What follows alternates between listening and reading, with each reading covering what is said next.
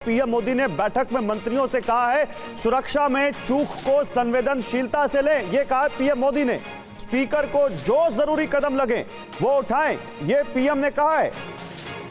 तो सुरक्षा में जो सेंध लगी कल संसद के, उसके बाद प्रधानमंत्री नरेंद्र मोदी ने कहा कि स्पीकर को जो जरूरी कदम लगे उठाएं और इस पूरे मामले को संवेदनशीलता से लें। सूत्रों के हवाले से यह खबर आ रही है। और एक और इसी मामले में एक और बड़ी खबर आ रही है। जो आरोपी हैं चारों, उनको 7 दिन की पुलिस रिमांड पर भेज दिया गया है। बड़ी खबर, आज पटियाला हाउस कोर्ट में इनकी पेशी हुई और पटियाला हाउस कोर्ट ने इनको 7 दिन की रिमांड पर भेज दिया है। दिल्ली पुलिस ने 15 दिन की रिमांड मांगी थी, लेकिन पटियाला हाउस कोर्ट ने इनको 7 दिन की पुलिस रिमांड पर भेज दिया है चारों आरोपियों को। देखिए, 6 गिरफ्तार किए गए थे और इसके अलावा एक फरार बताया जा रहा है। लेकिन अभी जो जानकारी आ रही है, पटियाला हाउस कोर्ट ने जो 4 आरोपी संसद से अंदर और बाहर से पकड़े गए थे, इनको 7 दिन की पुलिस रिमांड पर भेज दिया है। ये इस वक्त की बड़ी जानकारी सामने आ रही है। और देखिए, ये जो 4 आरोपी हैं, इनमें एक नीलम भी है 42 साल की, जो हरियाणा के जींद से आती हैं। और हमारे साथ इस पर बात करने के लिए आजाद पालवा साहब हैं, जो कि संयुक्त किसान मोर्चा के नेता हैं। पालवा साहब, नीलम का समर्थन क्यों कर रहे हैं आप? हम इसलिए कर रहे हैं कि लोकतंत्र के अंदर आवाज उठाना सबका अधिकार है। और जो बेटी ने बाहर रह के संसद के बाहर से आवाज उठाई है, वो जो युवाओं को रोजगार नहीं है, किसान मजदूरों की समस्याओं को सरकार सुन नहीं रही, और जो देश के अंदर तानाशाही चल रही है, उस पर अंकुश लगना चाहिए। इस प्रकार की आवाज उठाई है, उसकी आवाज। अरे तो संसद की सुरक्षा में सेंध लगा देंगे क्या? सांसदों की जान के लिए खतरा बन जाएंगे क्या आवाज उठाने के लिए? हाँ जी,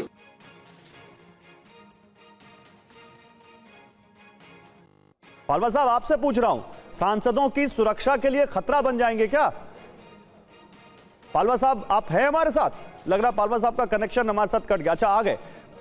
पालवा साहब, आप कह रहे हैं कि वो अपने हक की आवाज उठा रहे हैं, तो क्या संसद में घुस जाएंगे, सुरक्षा में सेंध लगा देंगे, सांसदों की जान के लिए खतरा बन जाएंगे? आप तो डेमोक्रेटिक प्रोसेस से चुने बनकर आए लीडर है ना, बताइए क्या डेमोक्रेसी में ये जायज है? जो बेटी ने आवाज उठाई है बाहर से, उसने बाहर से आवाज उठाई है। और लोकतंत्र में हम कहते हैं कि जो आवाज उठाई है उसका हम समर्थन करते हैं, आवाज का समर्थन करते हैं। जो युवाओं के लिए आवाज उठाई है, युवाओं के लिए रोजगार सरकार ने देना चाहिए, और किसानों की समस्याओं को भी सरकार ने। नहीं तो आवाज तो आप भी उठाते हैं किसानों के लिए, तो क्या आप संसद में ट्रैक्टर लेकर घुस जाएंगे? आप कुछ भी कर देंगे? आप भी कुछ सोच समझ के करते हैं ना सर? इसको तो हम गलत मानते हैं, लेकिन आवाज का समर्थन करते हैं। देखो, तरीका गलत हो सकता है बच्चों का, लेकिन आवाज उठाने का आवाज का समर्थन करते हैं। ये सरकारों ने आवाज सुननी चाहिए। यही हमारी आज हमने मीडिया से अपील भी की है कि मीडिया इसको तोड़ मरोड़ के ना दिखाए, इसको सरकारों से पूछे क्या सरकार ने रोजगार देने का काम किया? जो 2 करोड़ की आमदनी थी, क्या इसमें सरकार फेलियर नहीं रही क्या? तो आप कह रहे हैं कि उन्होंने गलत किया, उनका कॉज सही हो सकता है, लेकिन उन्होंने जो किया वो गलत किया, आप ये मानते हैं? तो ये नौबत नहीं आनी थी। जो किसान मजदूर की भी आवाज सुननी चाहिए। किसान मजदूर लगा। मैं आपके उस मुद्दे पर नहीं जा रहा हूं पालवा साहब कि उन्होंने जो कॉज उठाया वो गलत है या सही है। मैं तो ये पूछ रहा हूं, जो उन्होंने किया वो गलत था या सही था? वो तरीका गलत था, लेकिन आवाज को भी तो सुनना चाहिए सरकारों ने। सरकार क्यों सोई पड़ी है? क्यों नौबत आई इस प्रकार की? हमारा ये प्रश्न है कि नौबत क्यों आई इस प्रकार की? ठीक है, बहुत शुक्रिया पालवा साहब। आप कह रहे हैं कि गलत किया, लेकिन जो उनका मुद्दा था वो सही था। बहुत शुक्रिया आपका अपना कीमती वक्त हमें देने के लिए। चलिए, संसद की सुरक्षा में लापरवाही के लिए 8 सुरक्षा कर्मियों पर कार्रवाई की गई है, उन्हें सस्पेंड कर दिया गया है। संसद के सुरक्षा कर्मियों का अंक गणित भी अब आप जान लीजिए। जो अभी हमने आपको दिखाया था उसको आप समझिए। 301 पद संसद में हैं सुरक्षा कर्मियों के, और 176 पद जो हैं वहीं पर अभी तैनात है सुरक्षा कर्मी, ऊपर से लेकर नीचे तक, अधिकारियों से लेकर नीचे तैनात सुरक्षा कर्मियों तक 125 पद खाली हैं। अब आप सोचिए, जहां 300 का पद, 300 की संख्या, वहां 125 लोगों का ना होना कितना बड़ा यहां पर एक चैलेंज पैदा करता है। 8 सस्पेंड हैं, और इसमें भी आपको बताऊं, जो ये 125 पद खाली हैं, ये कौन है मालूम आपको? जो ग्राउंड पर काम करता है, जो सिक्योरिटी असिस्टेंट ग्रेड 1 है, जो सिक्योरिटी असिस्टेंट ग्रेड 2 है, जो सिक्योरिटी ऑफिसर है, जो असिस्टेंट सिक्योरिटी ऑफिसर है। अगर 7 लेयर की ये वर्टिकल यहां पर पूरी हायरार्की है, तो नीचे के 4 लेवल उसमें ये पद खाली हैं। अधिकारी फुल है, ज्वाइंट उसके नीचे के डेप्यूटी अधिकारी फुल हैं, केवल जो सुरक्षा जमीन पर करता है अधिकारी, जो कर्मचारी, वो नहीं है वहां पर। जनरल दत्ता, आप बताइए, आप 300 लोगों की आपकी बटालियन हो और 125 आपके पास उसमें सैनिक ना हो, तो कितना बड़ा चैलेंज होगा आपके लिए? देखिए, ऐसा कि मैन पावर की शॉर्टेज हर एक ऑर्गेनाइजेशन में होती है, तो उसको कैसे मैनेज किया जाए, उसका जो कमांडर है या रिस्पॉन्सिबल ऑफिसर है, उसकी जिम्मेवारी होती है। इसमें अमूमन क्या होगा कि आपको किसी ना किसी की एक्स्ट्रा ड्यूटी लगानी पड़ जाएगी और आपको मतलब ड्यूल रिस्पॉन्सिबिलिटी देनी पड़ जाएगी और एक से ज्यादा टास्किंग उनको देनी पड़ जाएगी, तो ये जरूरी है। लेकिन जो क्रिटिकल एरियाज हैं, वहां पे कभी भी छूट नहीं की जाती। जिस जगह को प्रॉपर्ली मैन किया करने की आवश्यकता है, उसको मैन किया जाता है। और ये मैं तभी बोल रहा हूँ घड़ी घड़ी कि कमांडर की सबसे बड़ी जिम्मेवारी है अपने लोगों की ट्रेनिंग कराना, उनकी मशक्कत कराना, मॉक एक्सरसाइज कराना, थ्रेट्स के बारे में जानकारी देना, नई क्या क्या डेवलपमेंट हो रही है नेशनल और इंटरनेशनल लेवल में, उग्रवादी क्या क्या तरीके इस्तेमाल कर रहे हैं, ये आपको अपडेट करते रहना चाहिए। ये एक कंटिन्यूस प्रोसेस होता है। कोई भी कमांडर, कोई भी अधिकारी अगर ये नहीं करेगा तो किसी ना किसी दिन वो मार खाएगा। तो इसलिए बहुत जरूरी है, ऐसी जगह जो बड़ी सेंसिटिव एरियाज हैं, आपके पास में ट्रेंड, मोटिवेटेड और बेस्ट लोग होने चाहिए, बिल्कुल सिलेक्ट होके आने चाहिए। नहीं, और आप जो कह रहे हैं, मैं एक और फैक्ट यहां पर रखना चाहता हूं, एक और तथ्य अपने दर्शकों के सामने और आप मेहमानों के सामने रखना चाहता हूं। यशोवर्धन जी, देखिए 9 महीने पहले रेकी होती है। अच्छा, यशोवर्धन जी हमारे साथ नहीं, जनरल दत्ता, 9 महीने पहले रेकी होती है। एक शख्स आता है, वो 9 महीने पहले संसद घूम के जाता है, वो ये तक पता लगा लेते हैं कि संसद में जो चेकिंग हो रही है उसमें जूतों की चेकिंग नहीं होती है। आप समझिए सर, क्या एक नॉर्मल आदमी इस लेवल पर जाकर सोच सकता है जिस लेवल पर जाकर इन्होंने रेकी की और जो प्लान बनाया?